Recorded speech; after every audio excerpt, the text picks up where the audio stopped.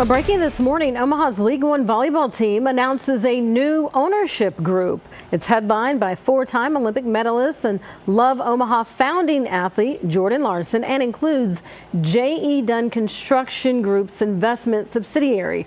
Former Creighton volleyball coach Kirsten Bernthal Booth will join as president of business operations. The team will also rebrand from LOVB Omaha to LOVB Nebraska.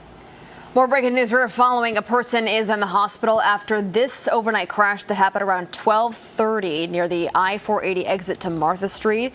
This is a closer look at the scene. Authorities say one person was taken to the hospital. The good news is their injuries are not considered to be life-threatening. No word yet about what caused that crash, but stay with us as we work to learn more throughout the morning. Been a busy morning so far. Thank you so much for joining us here on First Alert 6 Streaming Edition. I'm Cerise Cole. And I'm Erin Hartley, joined by meteorologist Jarrett Lansford and Senior Chief Meteorologist Rusty Lord. As Cerise said, it's been a busy morning because of these storms that just keep inching their way closer and closer to the metro, both as far as traffic goes and, of course, as far as weather goes. So we'll get an update right now. I got a feeling we ain't seen nothing yet. Right. So we got a couple hours here where these storms are moving in. They're going to line up with the heart of the morning commute. And all that line is moving in from the north. And you can see it enveloping the city with the dark clouds. The rain now starting to fall in the midtown area and downtown as well. 73 degrees with a dew point of 66. And every once in a while we get a little lightning, and the leading edge of this packs the biggest punch here, and we are seeing some torrential rain on the front edge of this as it all drops south this morning, and keeping an eye out for some wind gusts. So far they've been all below that critical 60-mile-per-hour range that would determine if we have severe weather. A lot of 40s up to about 50 on the high end, but look at this little line right here. That's the cool air that's rushing out as it makes its way from these storms, and as it moves south, it's firing off new storms. So that's part of the reason why we're getting the good development here on the south edge of it. That is a lot of lightning over downtown and midtown right now, and more back over Valley and the Elkhorn area moving through. So it is going to be a very soggy couple of hours here. And back to the north, this right here could be our little pocket of wind gusts that are trying to get up near 40 to 50 miles per hour, maybe even touch 60 miles per hour. So the Blair area down southwest towards Elkhorn is where we could have some of those wind gusts here very, very shortly. There is a back edge to this. So far, haven't seen much in the way of new development west of Norfolk, so that could mean it shuts off somewhat quickly on schedule by mid to late morning. But as this drops in, I think some 1 to 2 inch rainfall very much in play, and you can see a little new development back here near I-90 in parts of South Dakota we'll have to watch. But again, all this moving from south or from north to south as it drops in. Severe risk, 1 out of 5 today. So it's mostly about wind gusts with this, if we're going to see anything, and then some downpours as well. So that's why it's pretty low on the scale there, but you can see wind gusts up near 60 miles per hour be the main threat. No risk of tornadoes with these, and mostly small hail if you see any at all. I think the big thing is going to be rain lining up with the morning commute mostly here. 7:30, 8 o'clock, still some by 9 around the area. That presses off towards the east, and there could be some lingering rain and storms through as late as about noon.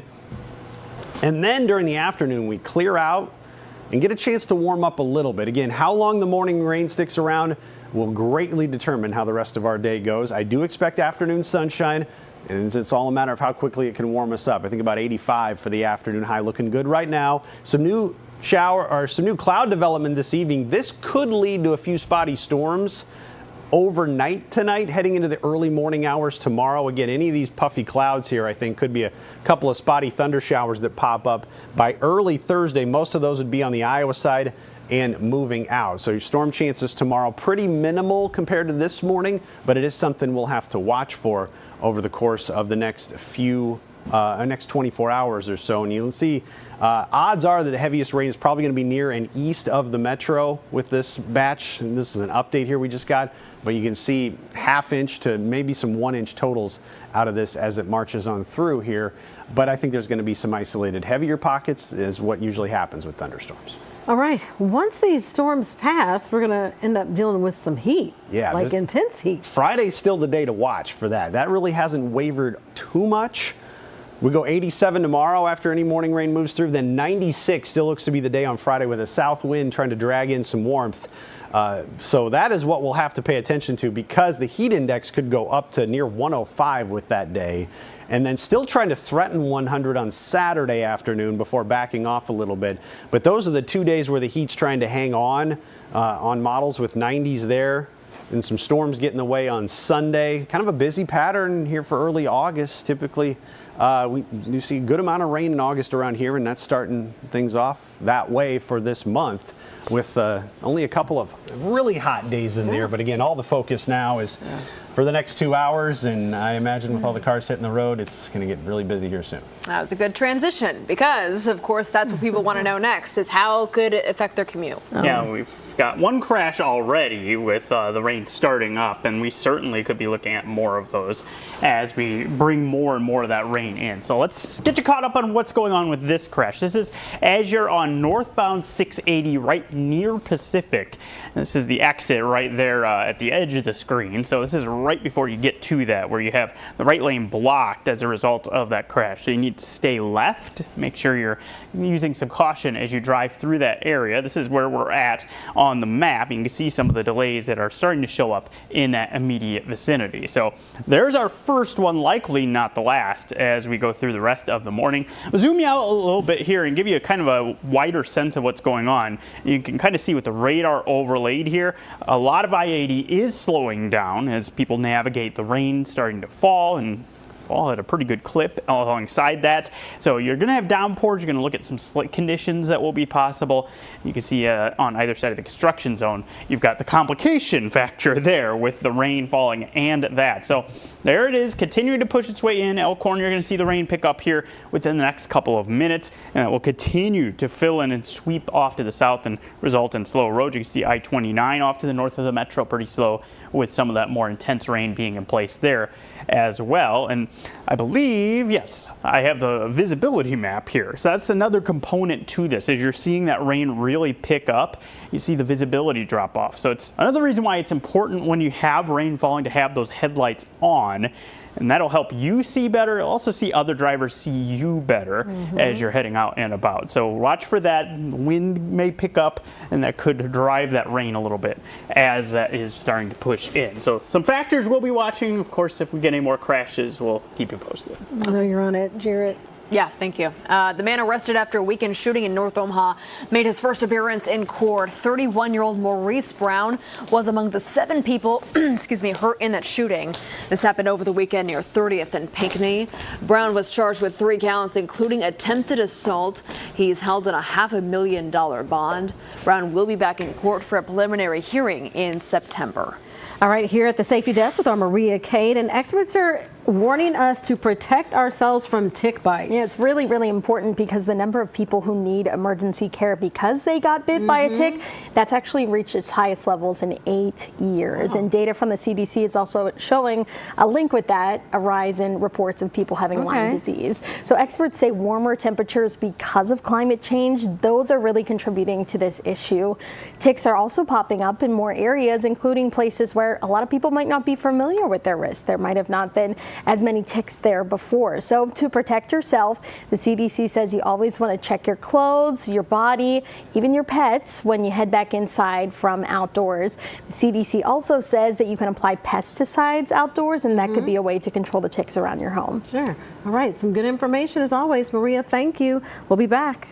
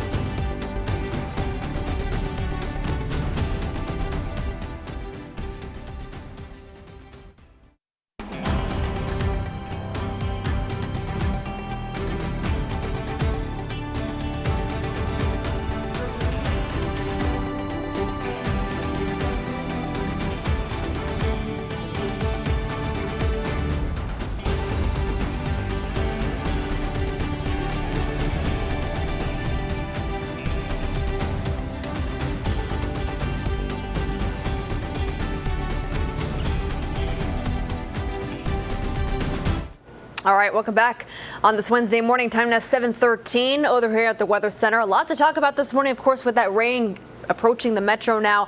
Let's talk about the wind speeds that we're getting to see, though. That's what we're watching. That'd be the severe aspect with any of these, if we can get some gusts up to 60 miles per hour. So far, we haven't seen anything. All the gusts being registered are 50 miles per hour or less. We can see a lot of 30 to 45 showing up, even behind the leading edge of this system that's moving in. So still going to be a little windy with this, but we're not talking damaging wind. Boy, look at the torrential rain over top the Blackstone area, downtown. It's just pouring right now with 70 degrees in the rain-cooled air. North wind sustained at 30, had a gust of 47 miles per hour with that moving in. And the biggest issue is first alerting you to this complex of storms that's rolling right in during the heart of the commute. And it's going to line up when we try to put a ton of cars on the road. The heaviest rain is right here, likely during the 7 o'clock hour, maybe trickling a little bit into the 8 a.m. hour. But there you go with that complex of storms moving through. It is just pouring across all of Douglas County right now and starting to spread south over Sarpy County pretty quickly. Council Bluffs doing the same as well. We can look at some of the lightning strikes here. Let's see how many we've had over the metro in the last 10 minutes or so. 61 lightning strikes, so it's pretty vivid, and it does look like it's going to be an eventful couple of hours here. You look at some of the wind gusts trying to show up. Again, showing 50 miles per hour within this, and even on the leading edge between Blair and Elkhorn as well. So nothing damaging with this, but enough to be noteworthy with the driving rain. Thankfully, though, even the rain on the back edge of this dwindling a little bit.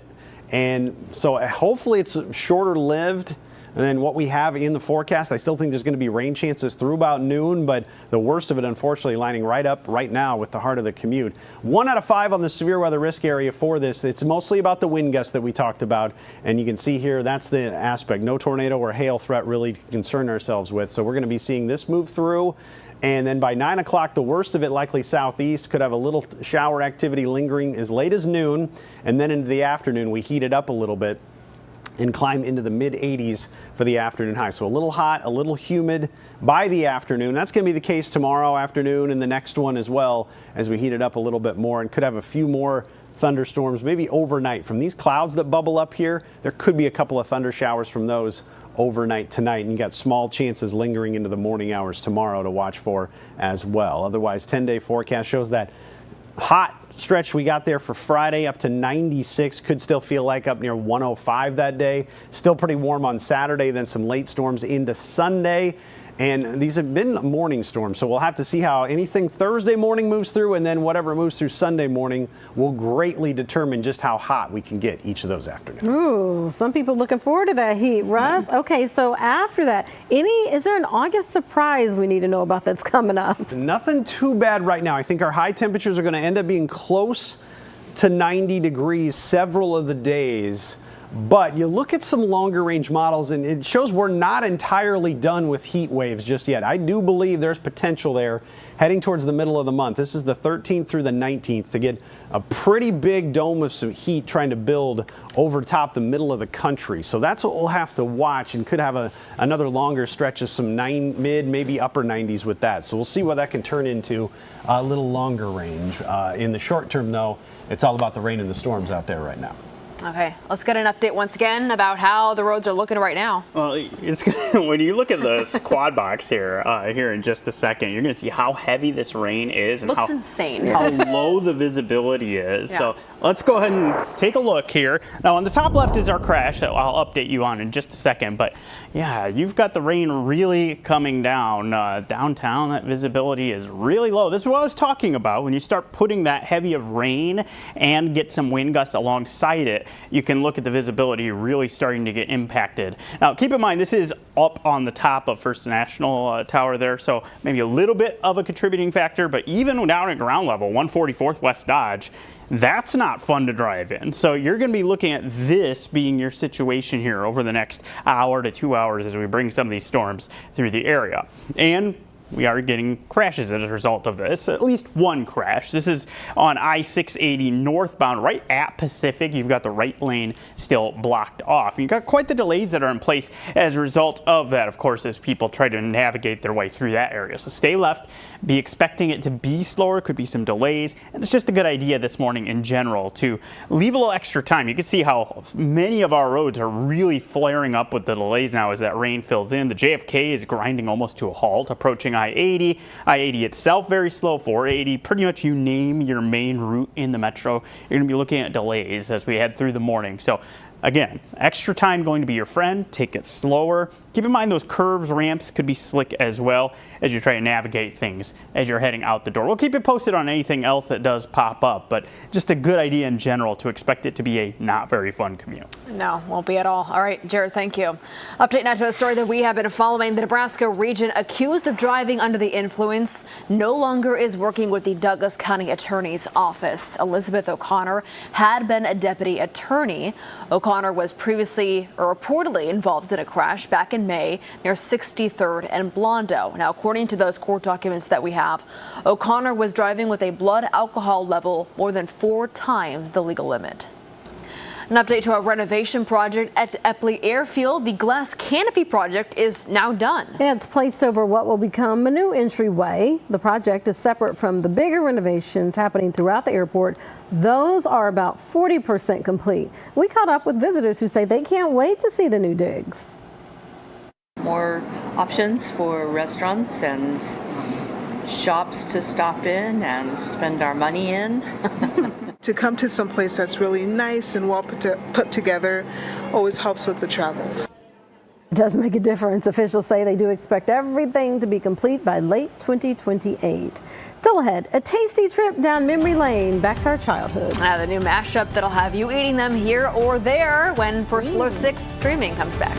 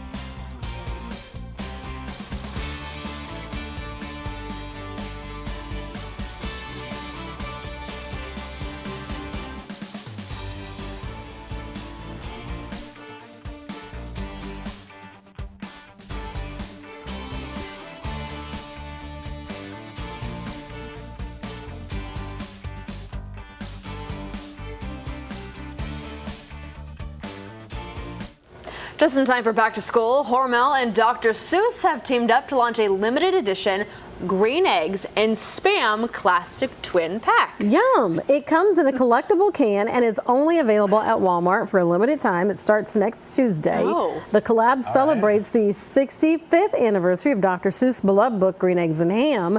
You can get the Sam I Am approved recipe at the official Spam brand website. Cerise, I don't know if yum is the word. Would you eat it here or there? Would you eat it anywhere? Yeah, I know Spam's a pretty contentious topic. I mean, What do you guys enjoy it? I don't know how much I've had it. I don't either. I was thinking, what about you? It's in Hawaii. It's commonly served. So I had it at a luau, and it's good. It's fine. Okay. But I know There you people go. really don't like No, it. it's popular in like Pacific Islander nations and everything. So I've also had it, but not You like it? not my No? favorite. Okay. Oh, there you go. Not her See? jam, so would not eat it here nor there. When I heard Hormel, the first thing I think of is chili. I'm Yeah. like, Yeah. what sort of weird combo are we? Okay, so that makes a little more sense. Giving them ideas now.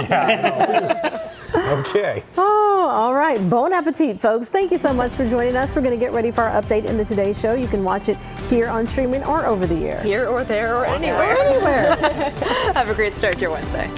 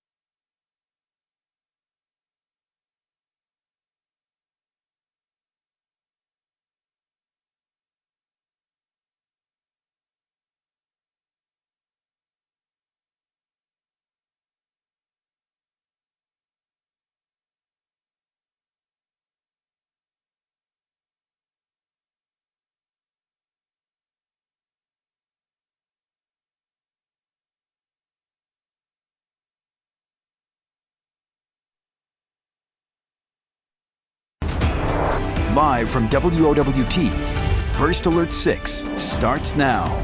Good Wednesday morning, everybody. It is 7:26. I'm Cerise Cole. And I'm Erin Hartley. Let's get an update on the roads this morning as that rain now starting to come in, Jarrett. And it's impacting the morning drive too. We've got a crash on 680 northbound. This is right around Pacific, and you can see the delays in the lead up to that extend almost completely out of sight. So you need to stay left, be ready for it to be slow, and you see the rain that's coming down at a pretty good clip as well. There's the situation. That's where we have that in place. When I zoom out, you're going to see that pretty much all of our main roads are running behind with that rain parked right over the metro. Also watch for visibility impacts out there with that wind picking up, blowing that rain around as it falls. Let's check in with Rusty on the latest with it. Yeah, this line of thunderstorms lining up. It's mostly just about poor timing. It's been below severe limits with peak wind gusts trying to get up near 50 miles per hour. 60 or above is severe, but it's just torrential rain right here during the start of the morning commute. And there's still vast expanse of rain across all of western Iowa, north of I-80. And you can see it dropping south. Still hasn't rained entirely yet in parts of Sarpy County as this is continuing to slowly drop south. But that is a lot of lightning strikes. We had 50 to 60 over a 10-minute span. This is 144th and Dodge, and it is pouring right there. Storm chances now through about noon, but they really start to taper off after 9 o'clock and drop pretty quickly. And this is a look at Blackstone area looking downtown. Again, pouring rain now at 68 at the moment. We should be able to climb into the mid-80s this afternoon with the clearing that is expected. Aaron? All right, breaking news we're following this morning. Omaha's League One volleyball team announcing a new ownership group. It's headlined by four-time Olympic medalist and Love Omaha founding athlete Jordan Larson. The team will also rebrand from Love Omaha to Love Nebraska. It is 7:28. We are back with another update for you in about 25 minutes. We'll see you then. Be careful out there.